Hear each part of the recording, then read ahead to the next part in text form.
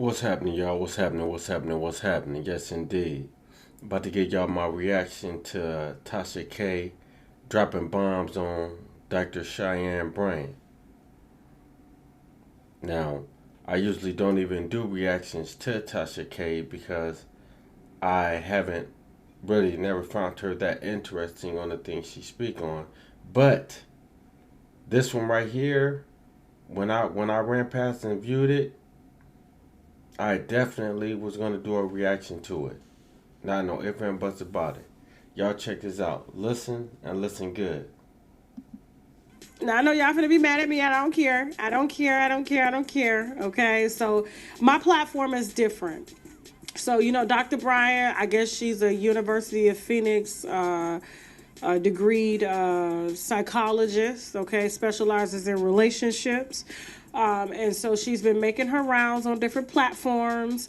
Giving advice to men that we've already known had issues. I mean, narcissistic men. Cam Newton, Nick Cannon. I mean, do we really need anybody to tell us that these men are, just ain't shit, right? And so when it comes to relationships. And so, she's been, like I said, doing her thing. I don't know if y'all, who's a part of TashaKLive.com? If you're a part of TashaKLive.com, disregard this because I want to kind of give some backstory here because I know a lot of y'all about to be, irritated with this commentary here. So we received some firsthand information from a source that had an altercation, a verbal altercation with Dr. Cheyenne Bryant, okay? And so this is when she was on Cam Newton's show. And I don't know if you remember, that was the first time like she had premiered in that form. Now I do know she's done television in the past, Teen Mom and things like that. But for her to, she's been out here, she's been trying to rebuild her brand. This is her on Cam Newton. And a subject matter in order to get into that space because the red pill, blue pill space, everybody's been seeing it, the relationship space, the Kevin Samuel space.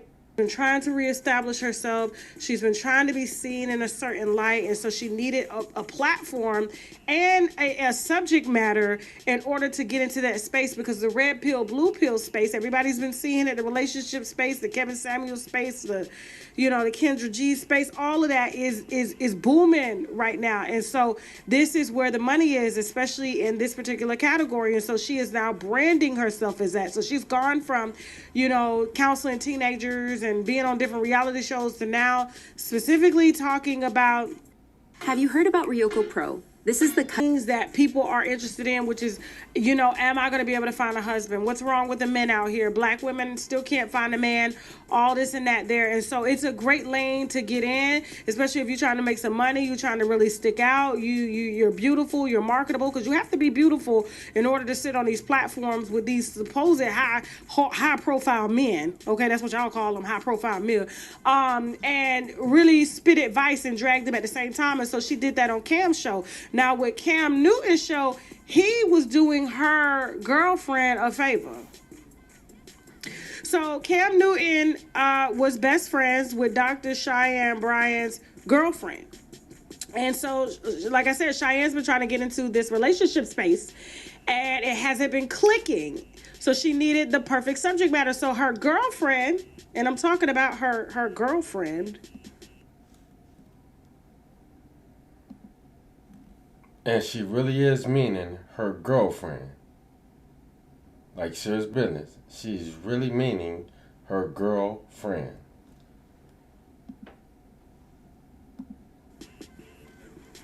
her girlfriend.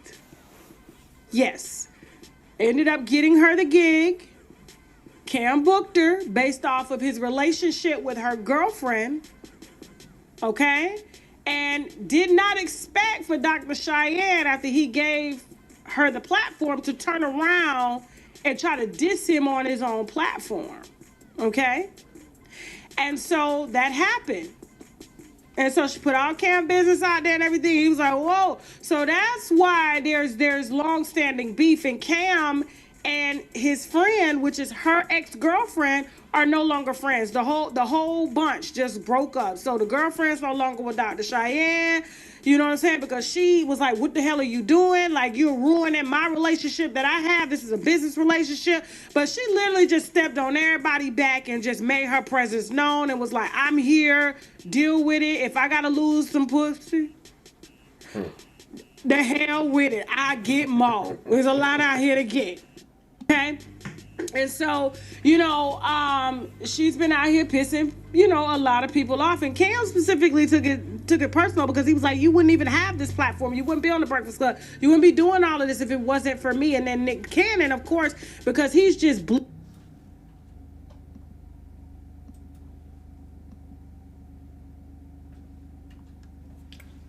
He's really meaning when she was on the Breakfast Club.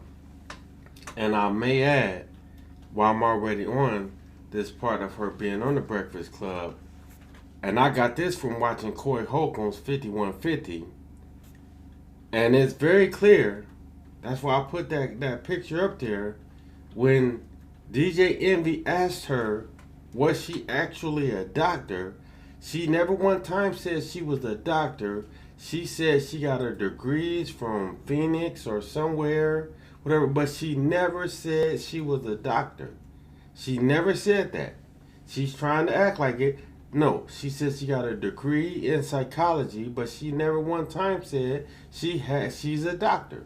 Never one time.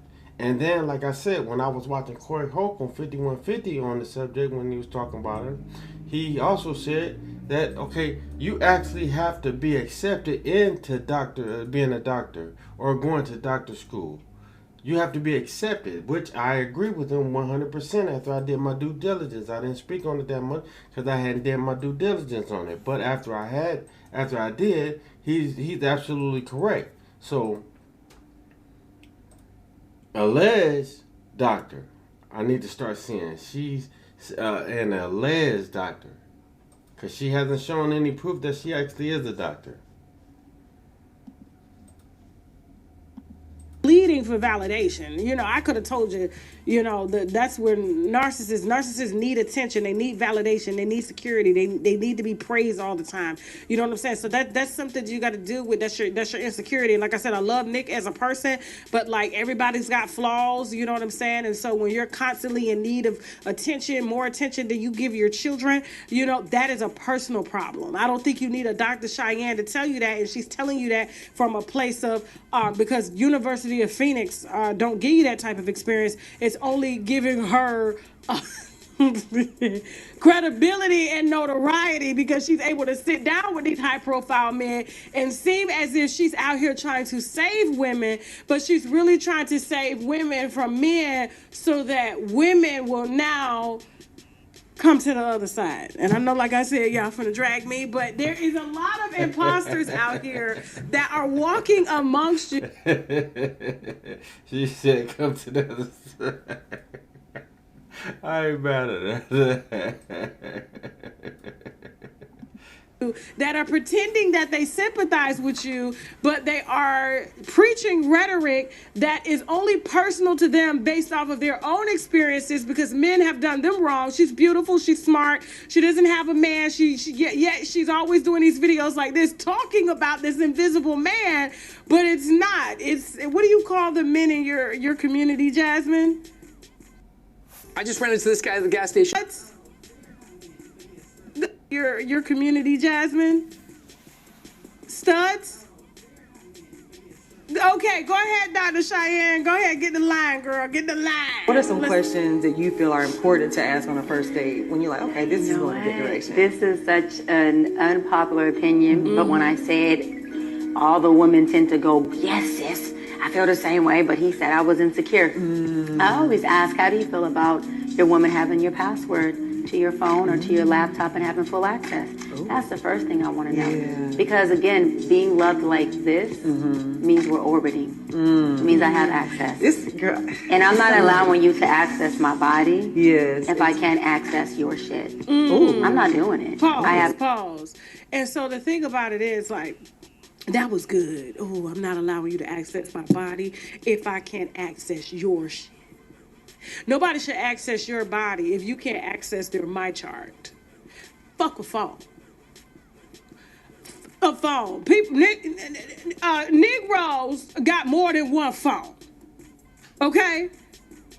And so, like, she's out here and she's preaching like this from the heart, using a very, very, very, very, very mindful, very demure attitude. But she's speaking from a hurt woman's place. And I don't need a psychology degree from the University of Phoenix like she got in order to kind of push this narrative or fit into a space just so I can make some money, because this is what people are after now. You know, this is what people want to hear. They don't want to hear you yelling at teenagers no more on the Maury Povich show or on Teen Mom. Who cares? They fast-ass girl. So now she's trying to get into a space and she's trying to seem relevant. You know, she's got her hair gelled down over her missing size because of all the shit that men put her through. And now she's done with men and she's coming back and she's trying to basically educate men. And it looks like it's coming from a loving space, but it's coming from a very bitter, scorned space that I'm 40, no babies, I'm beautiful. And so now I've had to resort to eating just because y'all can't be the man that I feel that I need.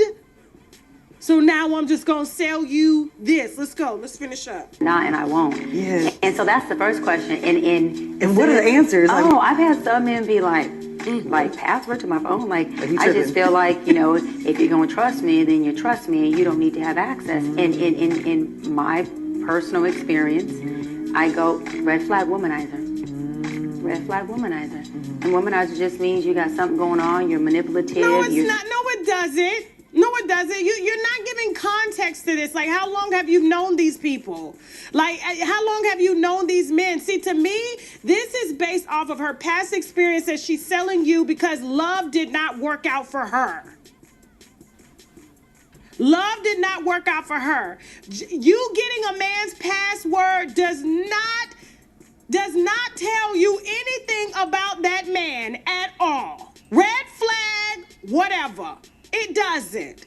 Because you can refuse to give your password up, but does that mean you're cheating? Does that mean that you're untrustworthy? How about this? If you want to be intimate with me, let's go to the clinic. Let's get fresh results. That's how you could tell if somebody really messed with you. But a password to a phone, this sounds like high school shit, but this y'all doctor from the University of Phoenix. Let's go ahead and let her push her trauma on y'all, okay? Y'all gonna sit up here and let an unmarried, babyless woman that don't even like men no more tell y'all what a man need to be. Go ahead. Go ahead.